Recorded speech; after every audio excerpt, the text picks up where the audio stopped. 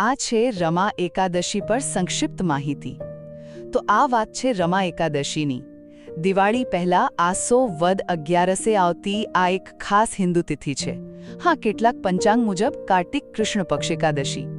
આ દિવસ દેવી લક્ષ્મી, જેમનું એક નામ રમા પણ છે, અને ભગવાન વિષ્ણુ સાથે જોડાયેલો છે.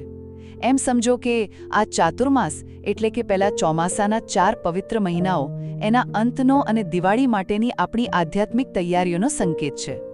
પહેલું, રમા એકાદશીનું મહત્વ ખરેખર બહુ મોટું છે. રમા એટલે દેવી લક્ષ્મી, બરાબર? તો આ દિવસે ભગવાન વિષ્ણુ સાથે એમની પૂજા કરવાથી ભૌતિક સમૃદ્ધિ અને આધ્યાત્મિક મુક્તિ બંને મળે છે. પદ્મ પુરાણમાં તો ત્યાં સુધી કહ્યું છે કે આ વ્રત પાળનાર વૈકુંઠ પામે છે, અને એનું પુણ્ય છે ને એ 100 રાજસૂય યજ્ઞ કે 1000 અશ્વમેધ યજ્ઞ બરાબર છે. એટલું જ નહીં, બ્રહ્મ હત્યા જેવા મોટા પાપમાંથી પણ મુક્તિ મળી શકે છે. કામધેનુ કે ચિંતામણી જેવી ફળદાયી ગણાય છે આ એકાદશી.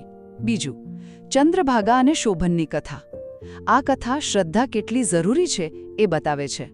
રાજા મુચુકુંદની દીકરી ચંદ્રભાગાના પતિ શોભન, એમને શ્રદ્ધા નહોતી ને, કષ્ટથી વ્રત કર્યું, એટલે મૃત્યુ પછી એમને જે રાજ્ય મળ્યું એ અસ્થાયી હતું.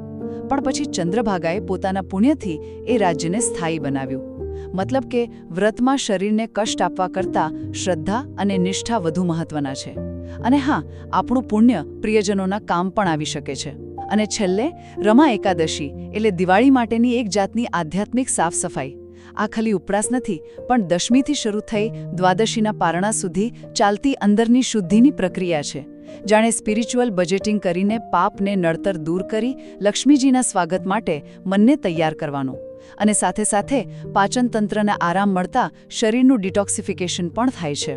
ટૂંકમાં કહીએ તો રમા એકાદશી ભૌતિક સુખ અને આધ્યાત્મિક શાંતિનું સંતુલન સાધીને આપણને દિવાળીના પ્રકાશ પર્વ માટે તૈયાર કરે છે. પ્લીઝ સબસ્ક્રાઇબ કરો અને આ વિડીયોને લાઇક અને શેર કરો.